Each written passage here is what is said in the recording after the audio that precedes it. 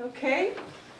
I'd like to welcome you all. It's very nice to see such a full room, but I also think that it's understandable because it's a distinct pleasure to be able to meet David Lowenthal. I'm very, very pleased and grateful that I have this opportunity to introduce David, because I think that David has been extremely influential and guiding the field of heritage research from its very beginning. And throughout he's been a very generous and open-minded, but at the same time critical voice. And that's actually a very interesting thing to play, that sense of being generous, being supportive, but also warning about being shallow. So I was thinking about how fortunate it is when a new field develops, if you have a very wise person being willing and able to take on that position. And I think if one looks through the history of heritage research, or heritage as a research field, then that would, in a weird way, actually mirror most of your activities after retirement, rather than only before. So I have to just very briefly remind you that David is now an emeritus professor in geography at UCL, where he was professor from 1972 to 1985. He became emeritus professor in 1985, which probably will shock most of you, because if you think about what you've been reading from David, you have to realize that so much of it has actually been after retirement. Before starting at UCL, David had been teaching and researching at various American universities, and he also had a period working at the Department of History at the Universities of West Indies, I believe.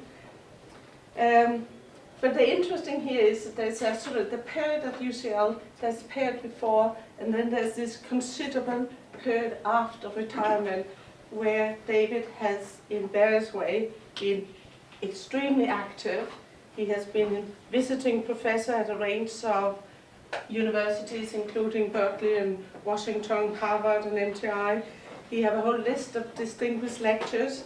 He's on various boards. He's been in both academic, editorial board, but also e-commerce. And I think it's very obvious that apart from being on those boards, he has in many informal ways advising people, established committees, as well as young researchers.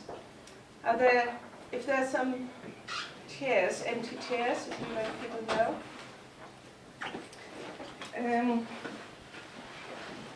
So we have here the opportunity, the great fortune of being able to share a little time with a person who have been intellectually prolific and intellectually influential, who I think in the most impressive way have managed to cross borders and build bridges between disciplines. I would guess that just here today that there are many different disciplines present. He's been important for archaeology as well as heritage.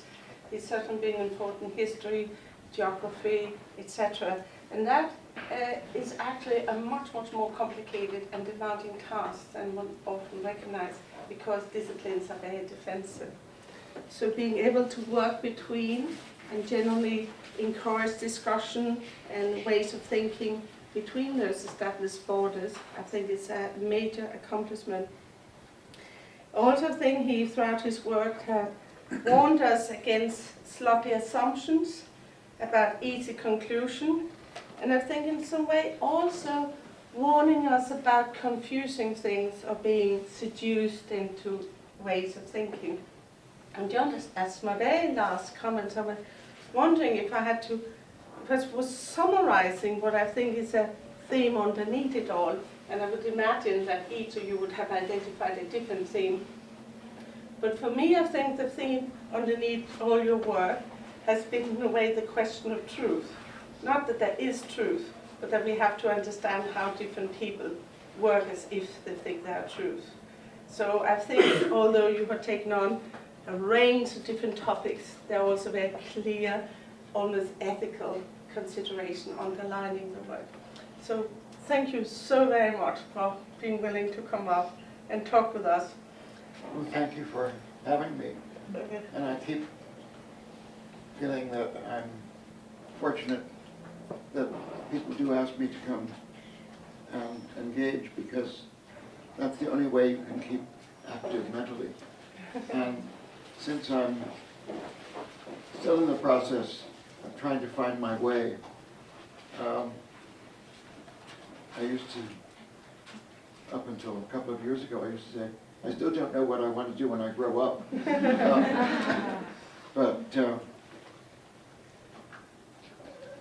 I'll be talking a little bit more about interdisciplinarity as we go on. But it's very, very important to engage with a group of people who are interested and who are slightly off your own particular trajectory as archaeologists. I don't know, is almost everybody here an archaeologist? All of you who are not archaeologists, put the hands up. Oh, what are you then? So, Anthropologists. What? Anthropologists. Are there any historians? Architects. Architects. history, Yeah. Geography. geography. Sorry, I forgot to mention, we are having this filmed, hopefully finding a way of putting it on the Heritage Research Group's webpage. But I should tell you that it's been filmed, so you know it, and you agree to participate in something that's being filmed. Is that okay? If anyone want to make sure you're not in any filming, could you please come and tell me afterwards? Okay. So you got your answers. There are a lot of disciplines. In my last years of teaching at UCL, by far my best students were the architects and planners from Bartlett School.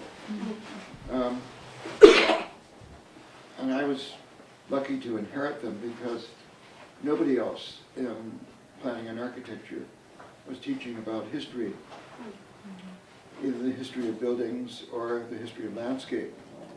There had been 3 people interested in landscape when I arrived in '72. By 82, they were all gone. But the students there, who saw me as a strange academic creature, because they're, after all, architects, as we know, are going to go on and do important work in the real world, not just in academia.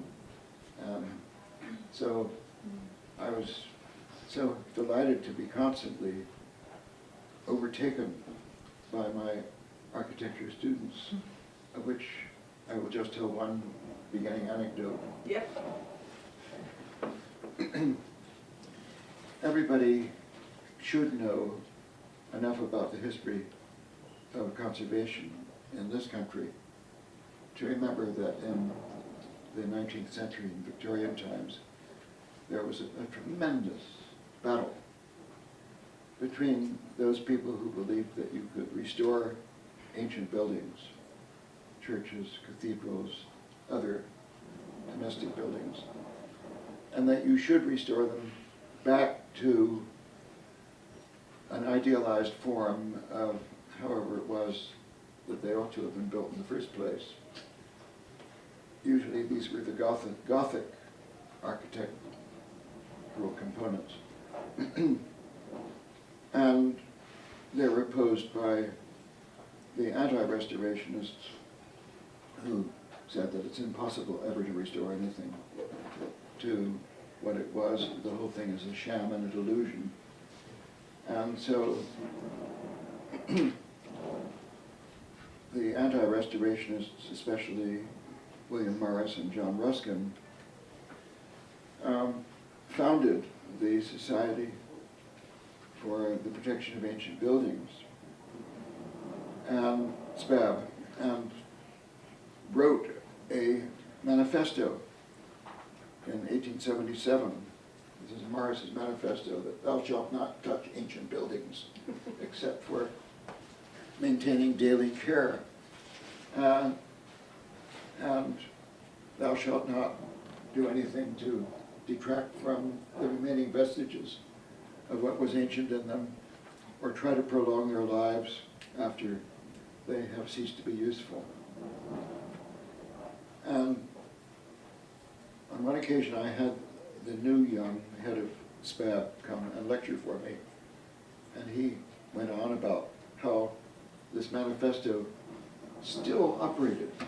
If you want to belong to this, if you're interested enough to belong to SPAB, you have to agree to the manifesto still. And one of the architecture students said, oh, yes, I can understand that about ancient buildings, but what about modern buildings? The speaker said, certainly not. Modern buildings have nothing whatsoever to do with conservation. This is completely outside our realm. And quick as a flash, the student said, oh, and where do you draw the line? Quick as a flash, he came back, 1923. So I asked him afterwards, how did he come to get on that? He said, well, he had me. Of course there is no dividing line. I was completely wrong. And so I had to choose a date that was long enough before his time that he wouldn't remember it, and not too far back that it could not be considered, that it would be considered ancient. Anyway, sorry.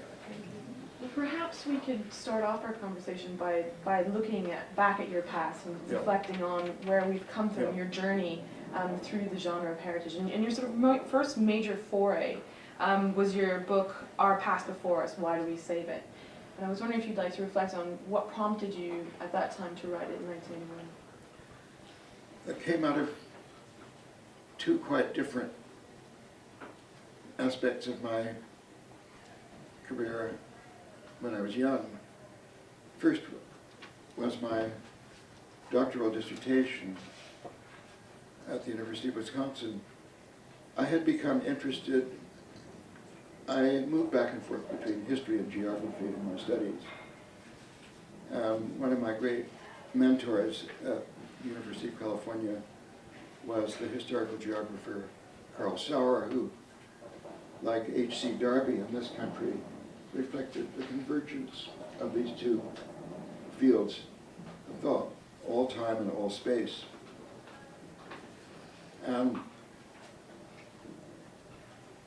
I moved away and went back to the historians who were interested in the fact that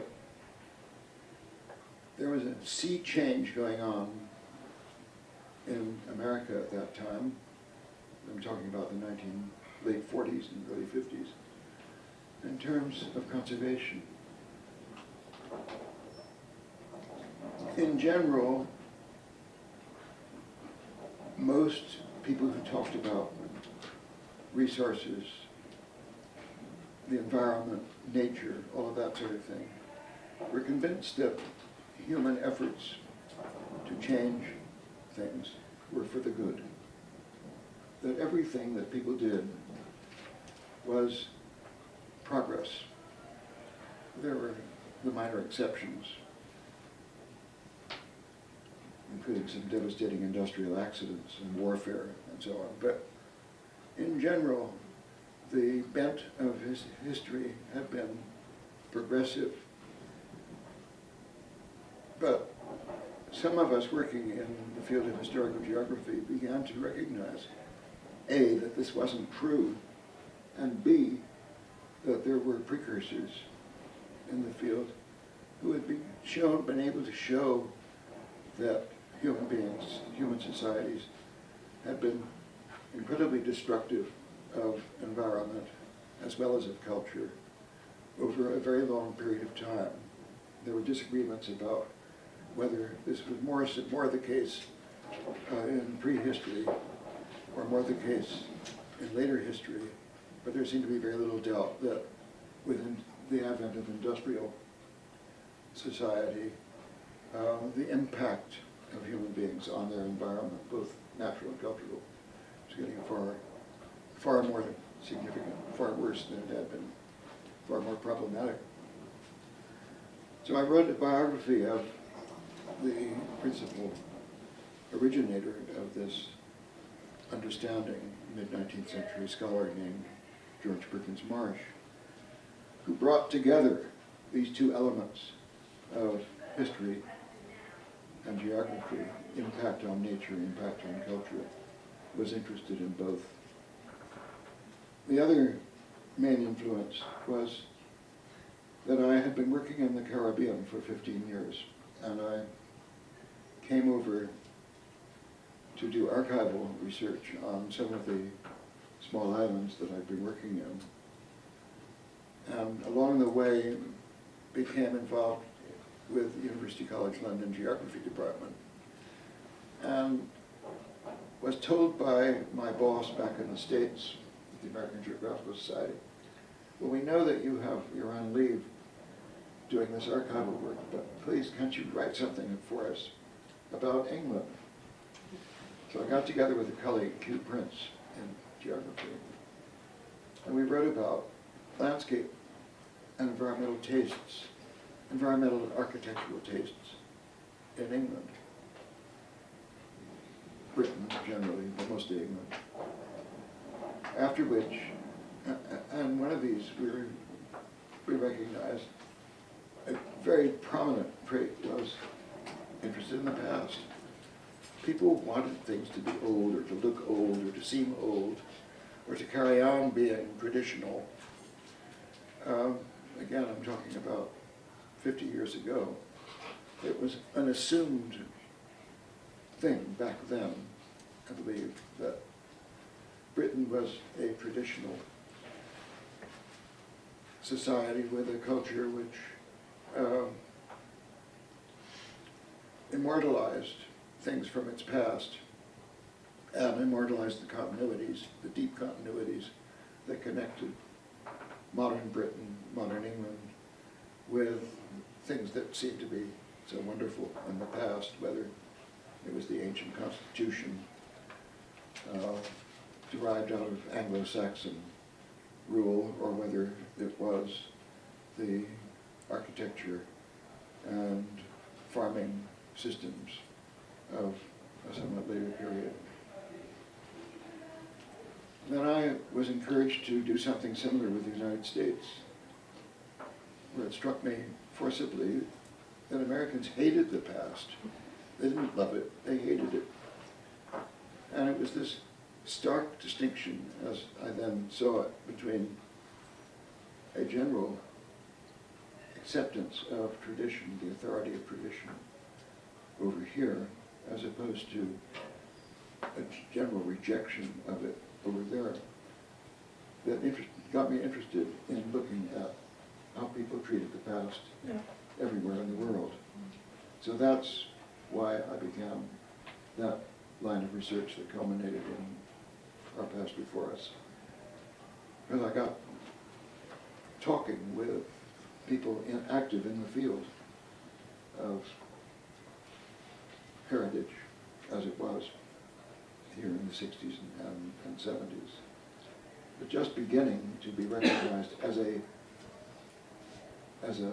film, a realm of its own kind.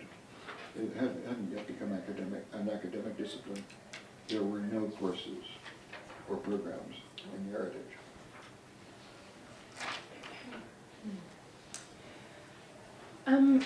And then we move on to your sort of your seminal work and the past as a foreign country. And obviously this was built upon the work that had been done in the 1960s and 70s, which reflected on ideas of tradition and nostalgia, and your work clearly drew upon them. But now we're in a new decade. We've moved past the 40s and we've come into the 1980s, which was sort of characterized as the heritage boom decade, and your book came out right in the center of that. And the year after, or 2 years later, you have Hewison's book on the heritage industry coming out as well. So what was it about that particular era, the 1980s, which you felt drew this type of scholarship on heritage? I think it actually begins in the 70s more. And what it was in the 70s that turned people towards heritage, not just in Britain, but in much of Western Europe and across the Atlantic as well. A lot of it had to do with the sense of failure of the present and the promises of the future having failed. Post-war promises, everything was going to be wonderful after the end of the Second World War.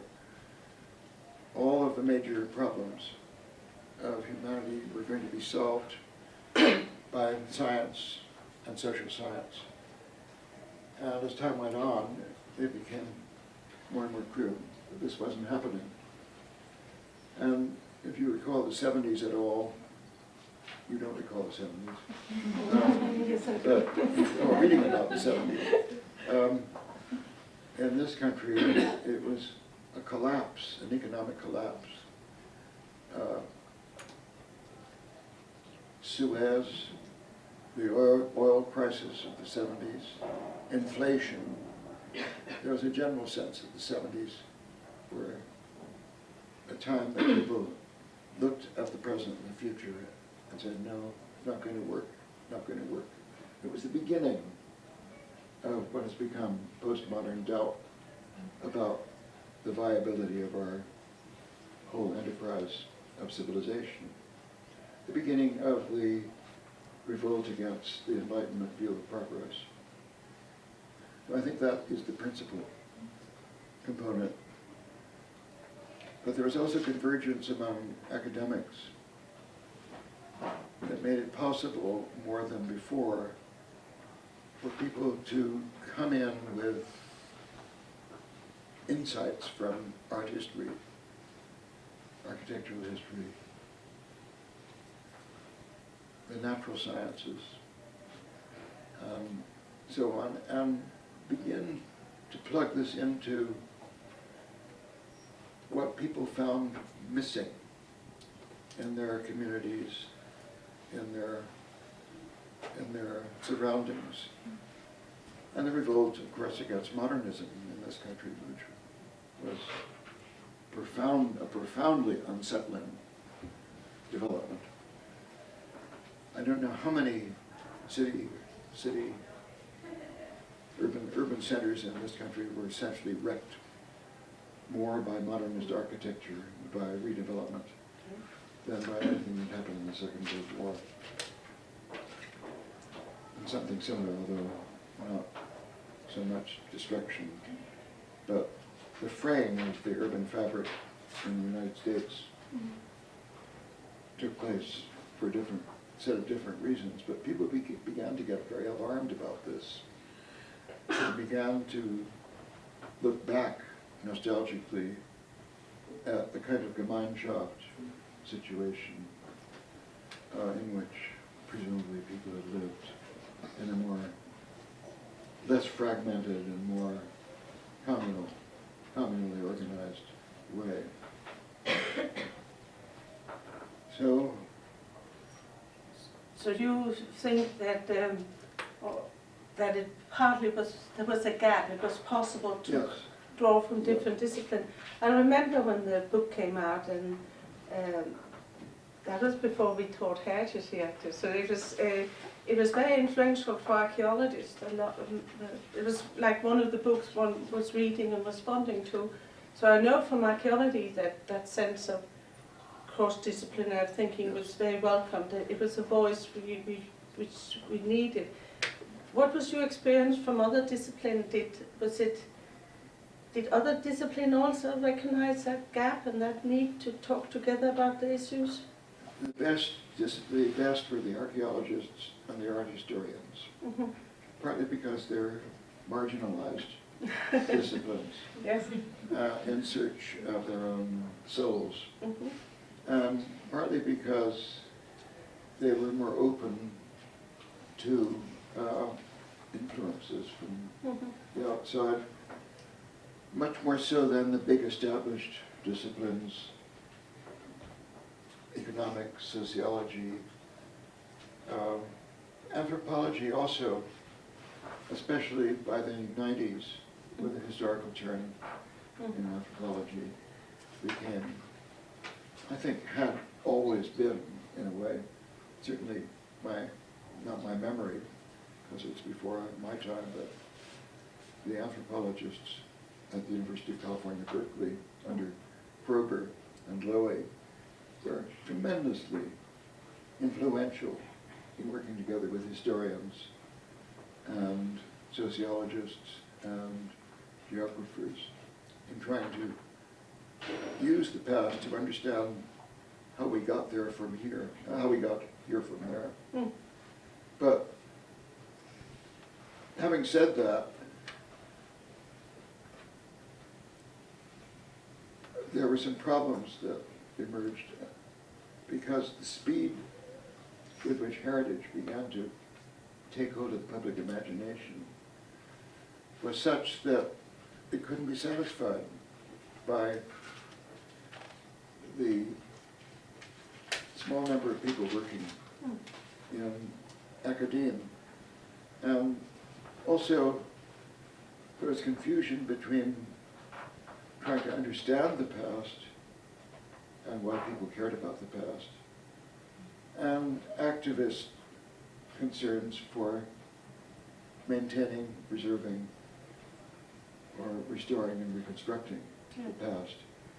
And a lot of us got caught up, I certainly got caught up, in programs, governmental programs, intergovernmental programs, which were tremendously fascinating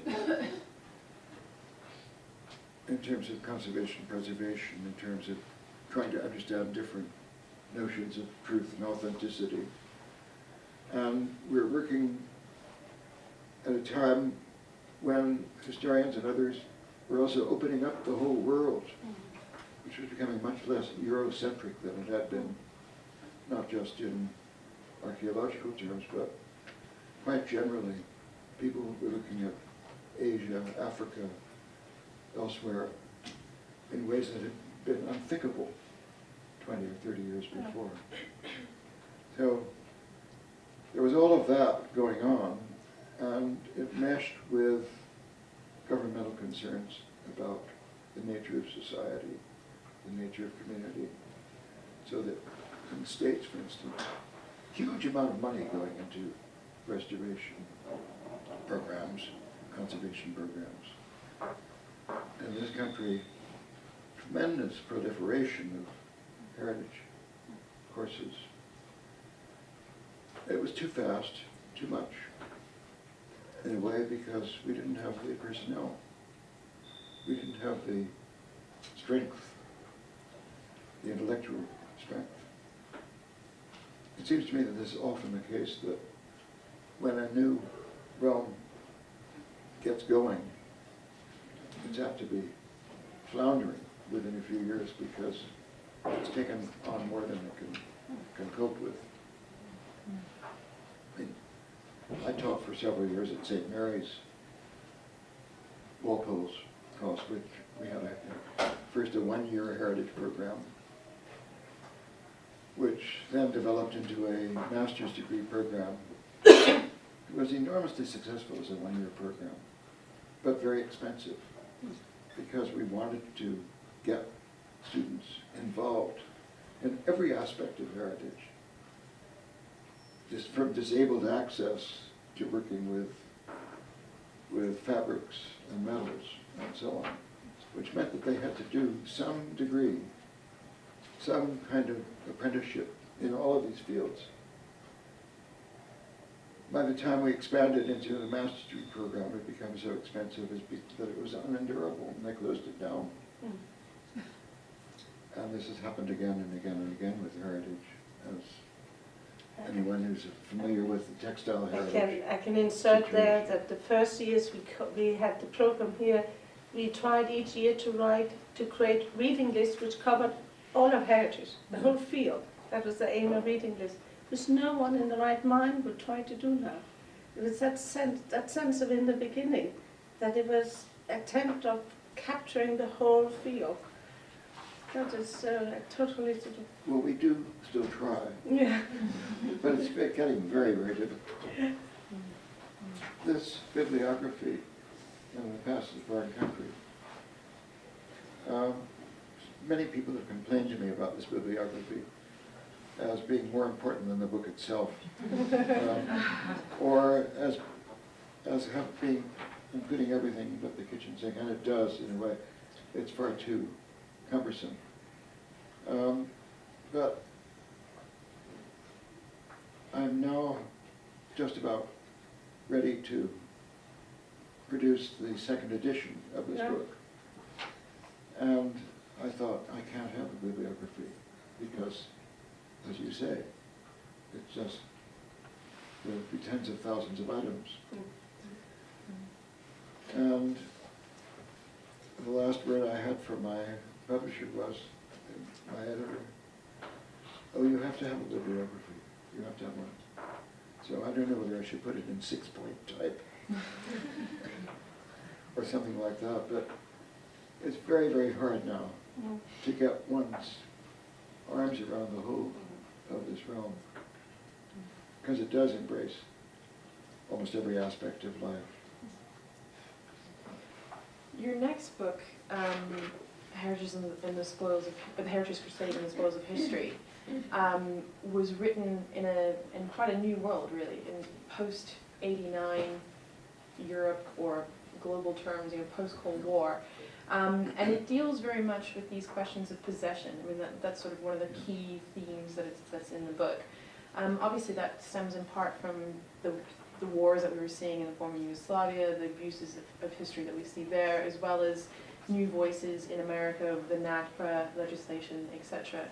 But one of the other things that book tries to do is to deal with the globalization of heritage, which is something that you touched on in your talks today. And I was wondering if how you think those two big shifts, this focus on possession and the idea of this globalization, came about in the space between the past as a foreign country and the heritage as the spoils of history.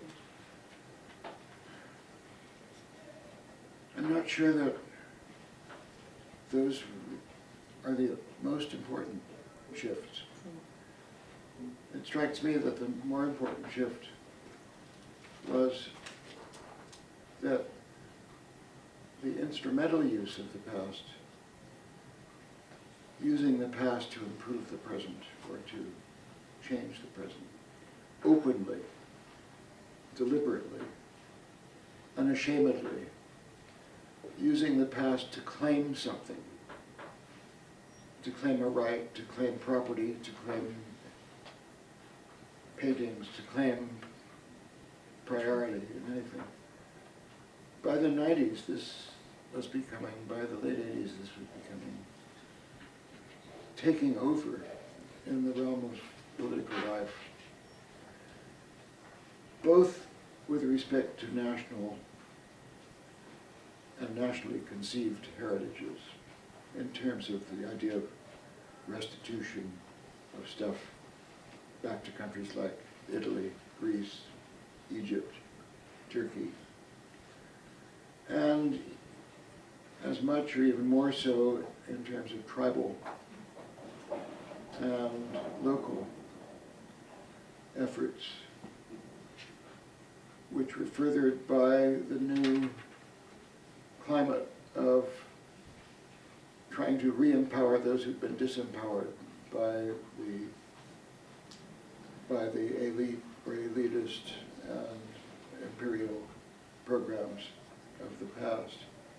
I think that became the most significant change, and that, in fact, is what I think I was trying to focus on, was that the past was no longer a foreign country, as much as it was becoming a domesticated one, people using it more and more and more in precisely the ways that J.H. Blum had fought against, which was the reason that I wrote the first book, to consider whether Blum was right or wrong. But I think that this transition, which has gone on and continues to this day, the past is more and more used for instrumental purposes, and less by the general public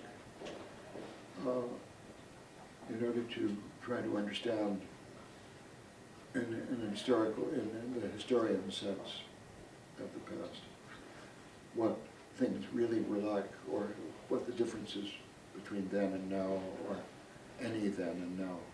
Or does that make any sense to you? Yeah.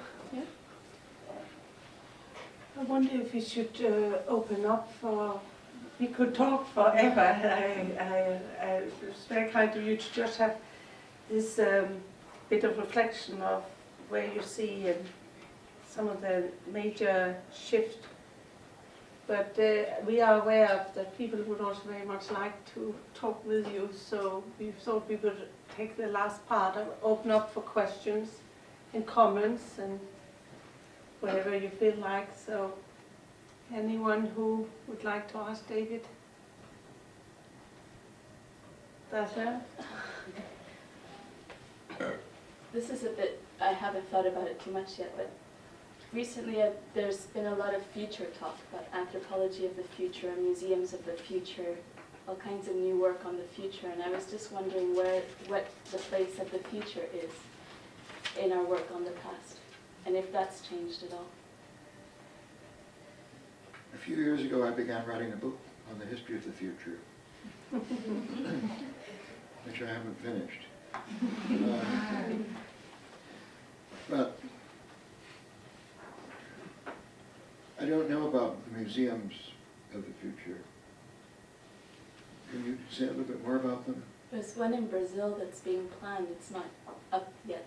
I just met a Brazilian man who's in charge of the museum that's being created now, so I don't know very much about it, only that it's being planned in Brazil.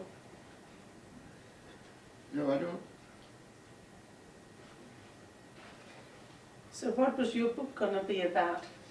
The history of the future.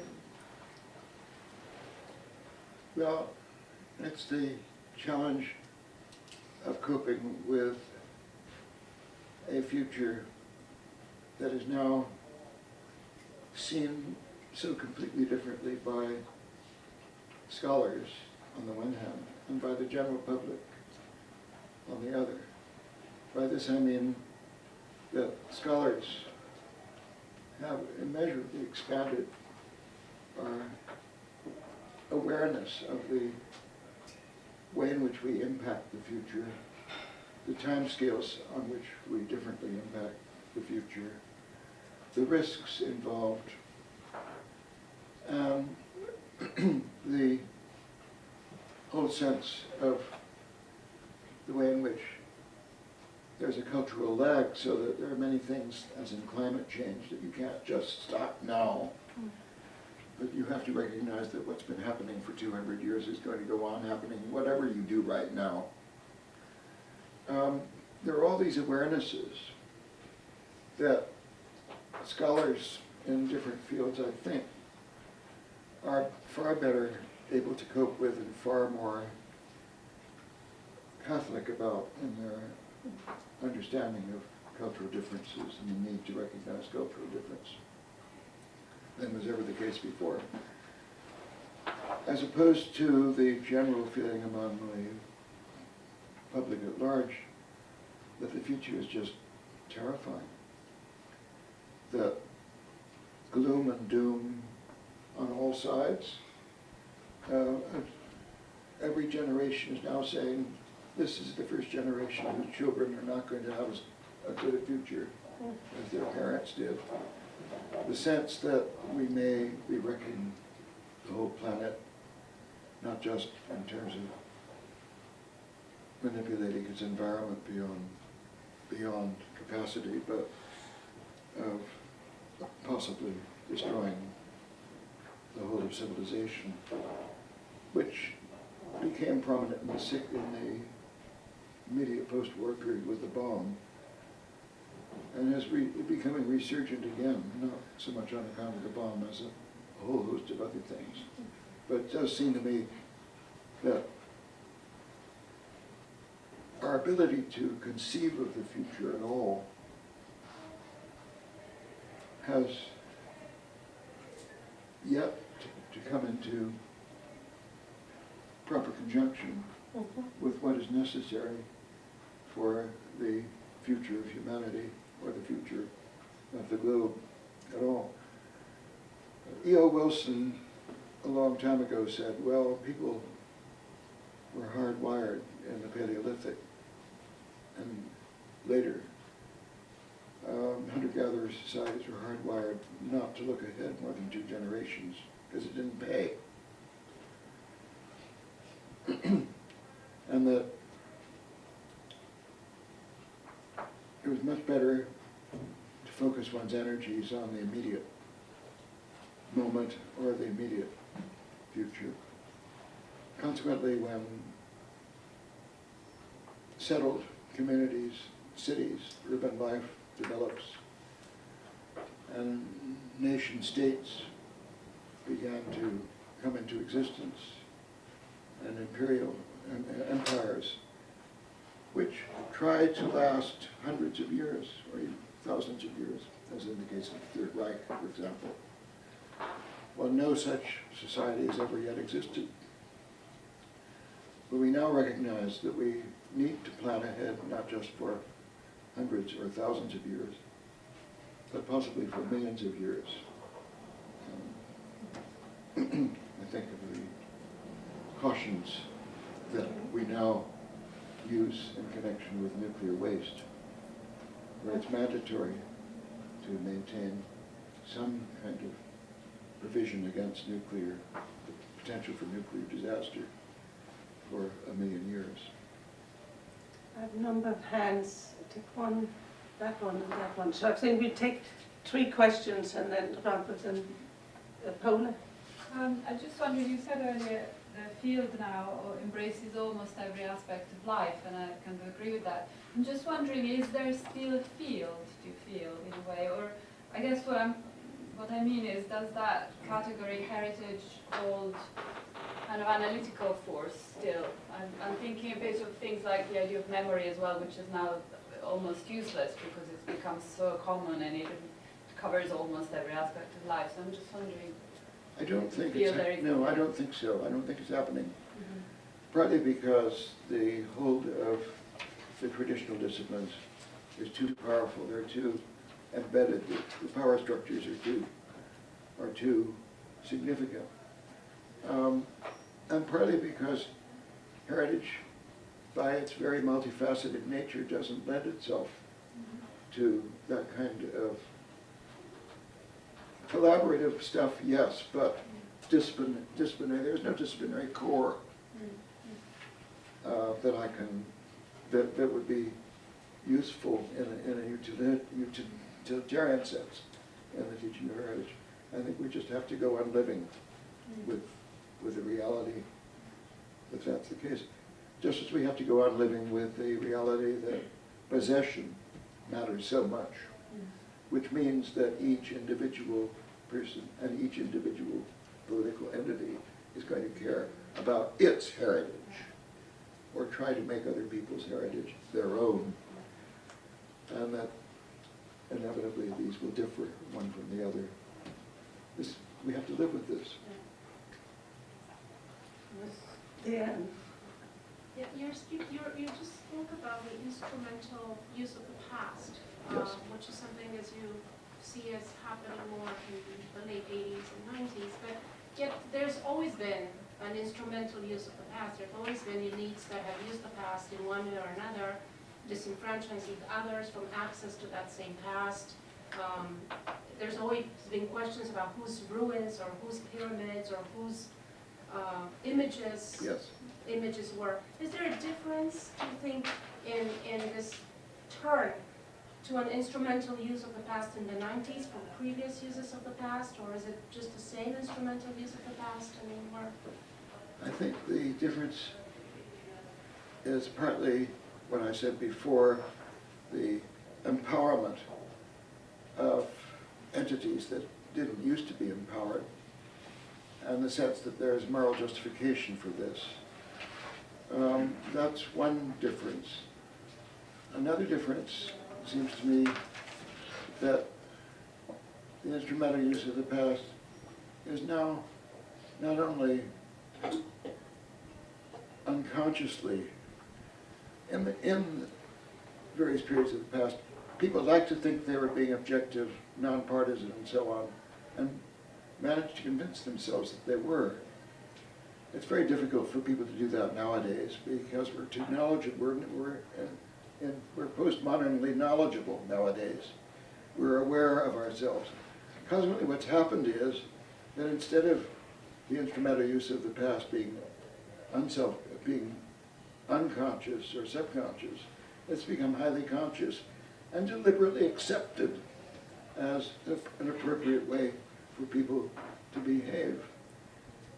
Just as it's become acceptable for people to say anyone is entitled not only to his own opinions, his or her own opinions, but his or her own facts.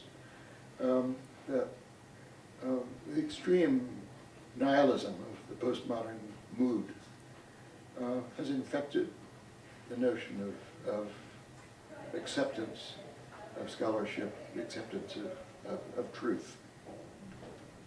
And I'm speaking of truth, not authenticity.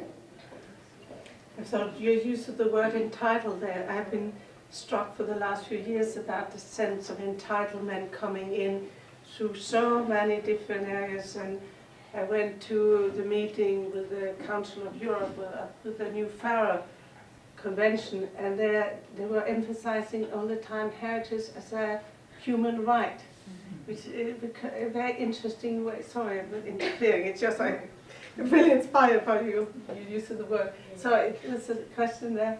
Could you comment more, please, on why you think the past is used less and less by the general public? Why do I think it's what?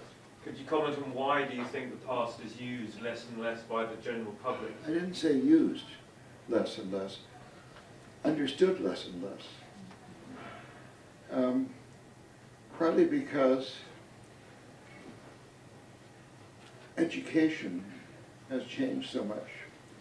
And by that I don't just mean what goes on in school, although I mean partly that. But what people get their information from has changed so markedly. I mean, by far the greatest part of what people learn about the past comes to people from the new media. And the new media emphasizes what's instantaneous and what's recent, or even present, or even not yet in existence as a possible past.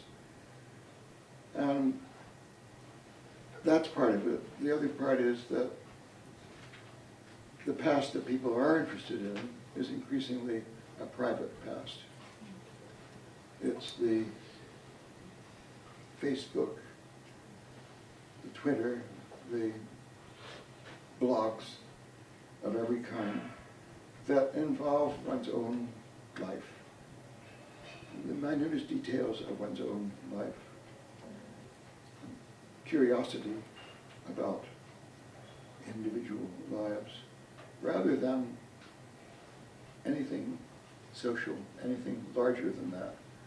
We're losing the habit of thinking in terms of social and cultural. The question over here.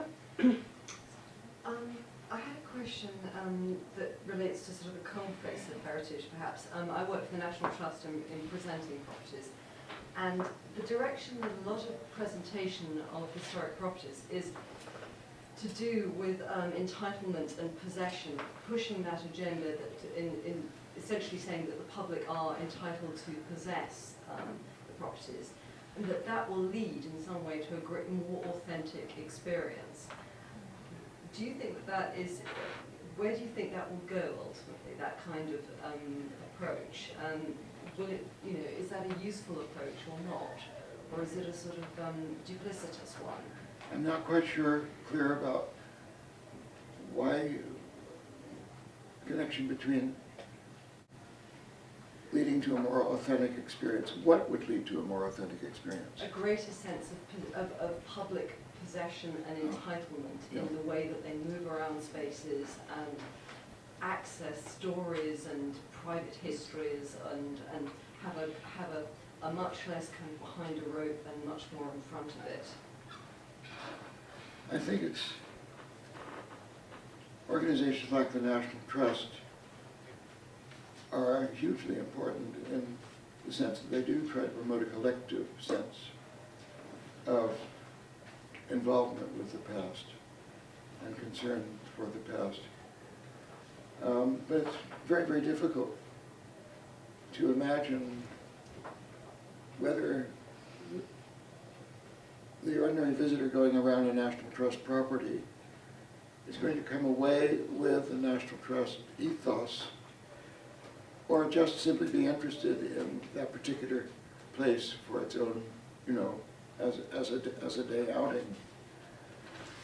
On the other hand, I'm not quite sure how I would decide what was a more authentic experience, because any experience is in a sense authentic. And one of the things that I like about heritage nowadays is the fact that most of the practitioners I know have become so easy about what they regard as authentic.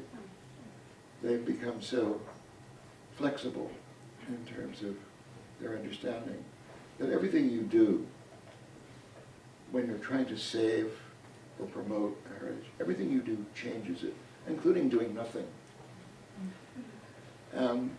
Consequently, the people in the hard edge of the heritage community, the restorers, the preservers, the conservers, have become far more interesting than they were a generation or so ago.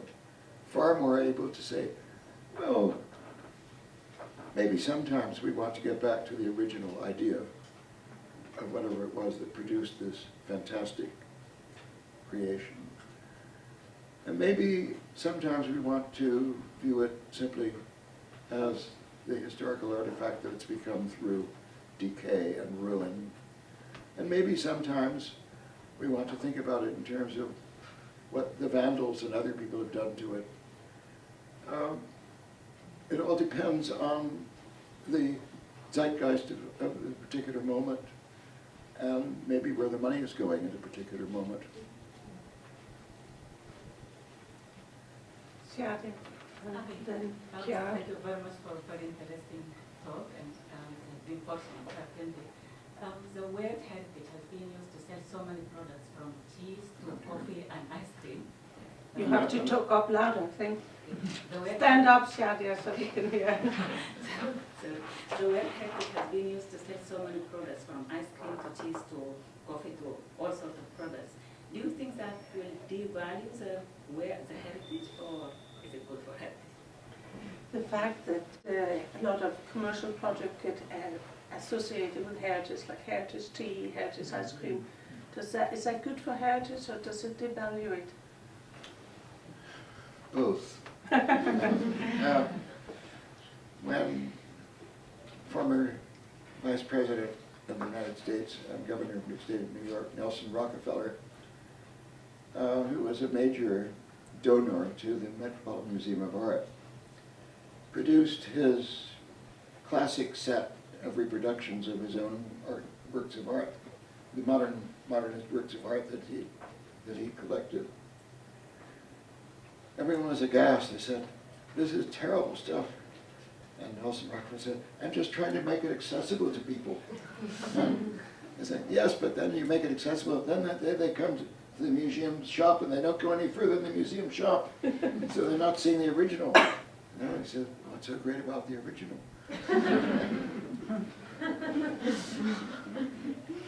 Chiara?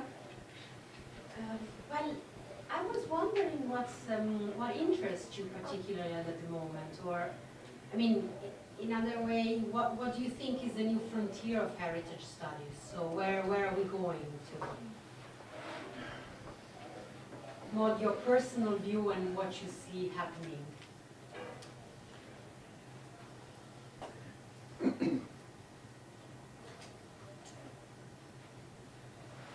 I think where we're going partly is so bound up with where I want things to go.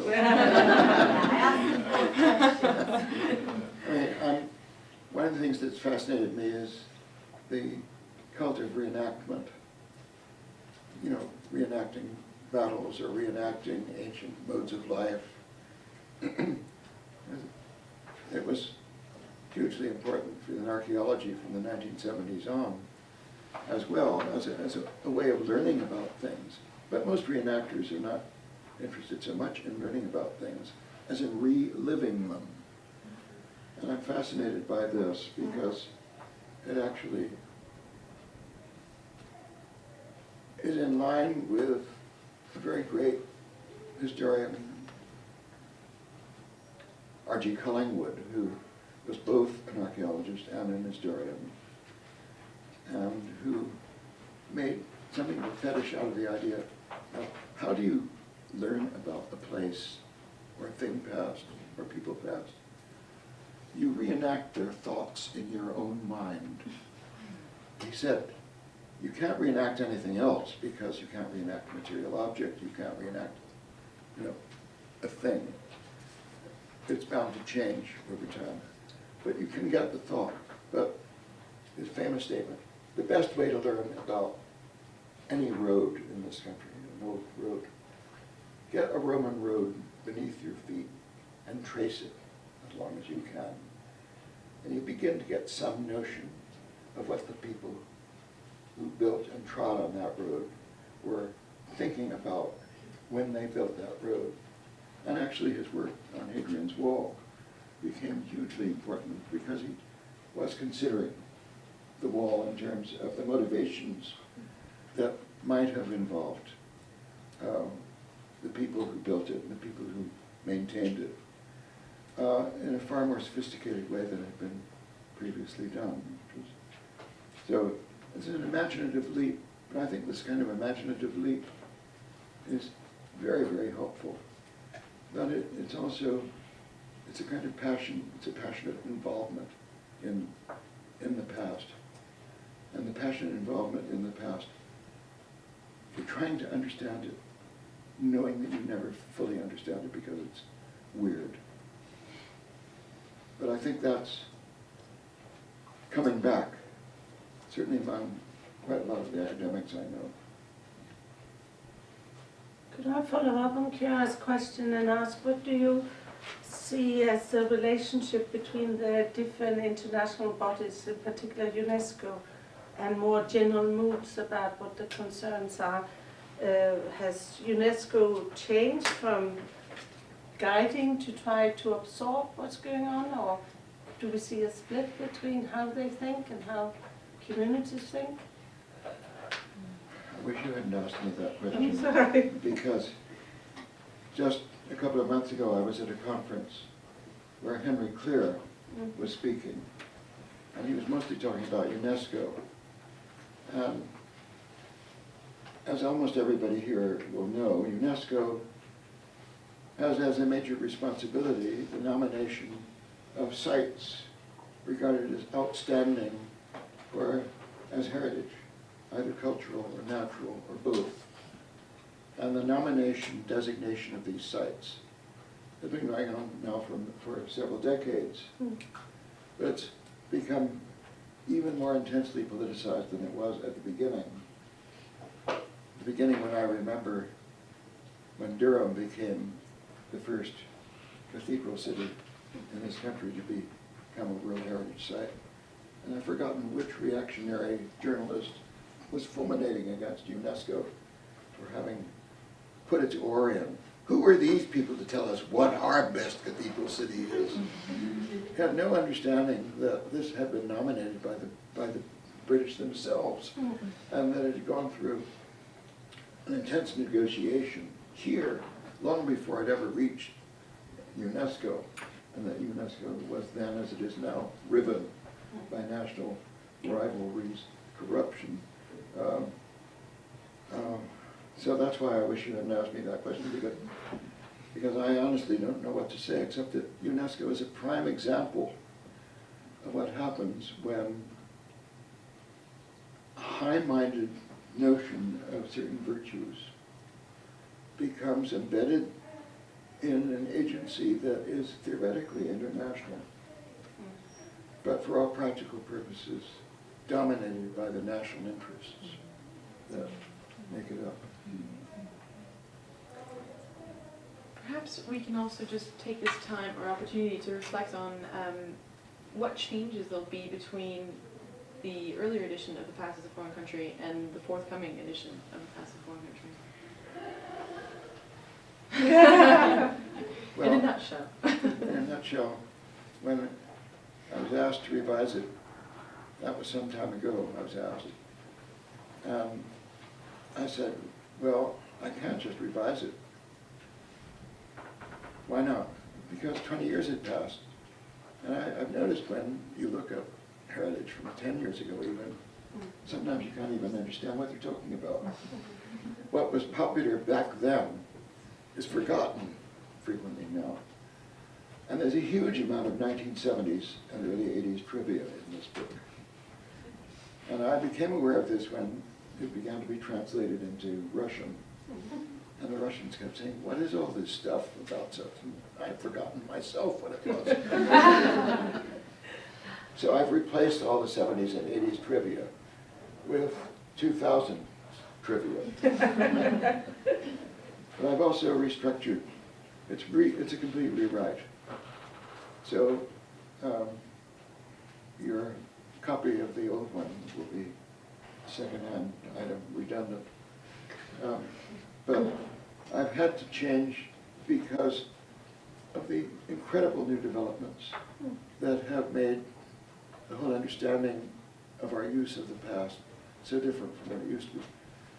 I would say the prime element in this is the rise of memory studies. Right. And the way in which memory has taken over from history. I don't know how many of you have read or even dipped into Pierre Nora's magnificent 7 volumes, Lieu de Mémoire. But at the beginning, in his introductory essay, he says, memory is so thin now, so frail, history is taking over completely. Well, that was then. That was back in the 70s, early 80s. It's all different now. Now, memory has taken over, swamping history. And this is on account of several of the things that we've already talked about, plus the development of the world's conscience since the Holocaust, and the rise of apologetics, so that increasingly heritage is not just about what we praise, but what we lament. And the organization of sites, of museums and historic sites of a lamentable kind, slave trading posts, famine places, incarceration places, has become a major industry in itself. And that plus understanding among the psychologists themselves that memory in the ordinary sense matters far more than they recognized even 20 years ago. That's one of the major differences. But what do you think I should put in? It has to go to the publisher next month. Perhaps bibliography and small print. I thought identity had become a more complex Yes. discussion also Yes. since that Yes. time. Yes. Well, Any other one-line offers for what should be in the new version? do anybody have a favorite heritage that they would like to see recognized? A favorite Heritage. heritage? Or a completely disfavored one? Yes. The Romany culture. The word The Romany culture. The Romany. Romany culture. is that Favorite or disfavored? which way? It's up to people to decide, Okay. but it isn't. It's not being reflected in certainly in English museums, heritage organisations, and it's one of my interests. May I take a romantic view of it? Yes, please do. I actually have heard at least once or twice over the last half year, there's a concern about the absent. It's interesting. Will you also also be tackling the rise of intangible heritage? One doesn't tackle the intangible. You want me to wrestle with ghosts? Yes, of course. Partly because intangible heritage reflects an aspect of what I was fulminating against a few minutes ago, the institutionalization of concern about heritage. Once you institutionalize a concern for intangible heritage, you start losing it. Because you're asking people then to list things, to make a dossier of them, which then immediately becomes saleable. And so I fear very much that clearly the division between tangible and intangible heritage is a fallacious one. The two things are so deeply intertwined that it's impossible to think of them separately. So does that mean you think,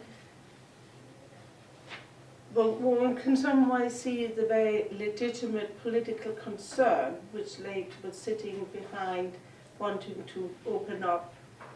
Did they do it the wrong way by then creating two different kinds of heritage rather than revising what criteria for tangible heritage was? But it isn't two different kinds of heritage if you look at what's involved. Yeah. Intangibility means you're dealing with processes. Mm. The processes involve bodies, materials, goods, etc. Yeah. So you're always dealing with both. But perhaps I can make my point clear. Anybody here read The Onion? Times. Have you read the recent statement in The Onion about the gap between the rich and the poor being named the eighth wonder of the world?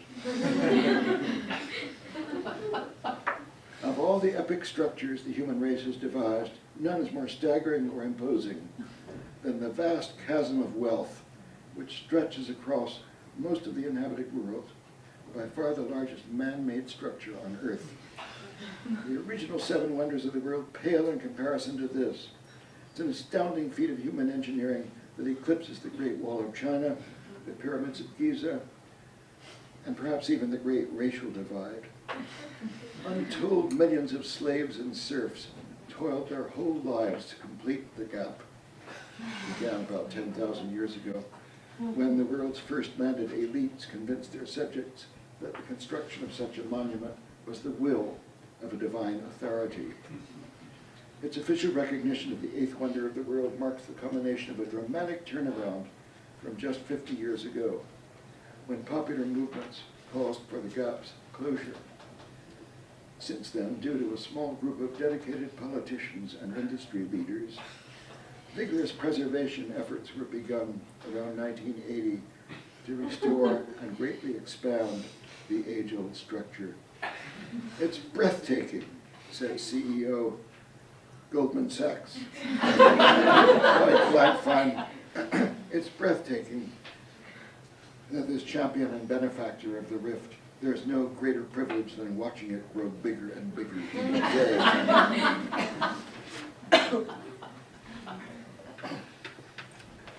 Are there any sort of burning question or comment? Otherwise, I think we will ask David, but the words is now yours if you want to finish off this reflection on heritage and your role within it and your advice to us.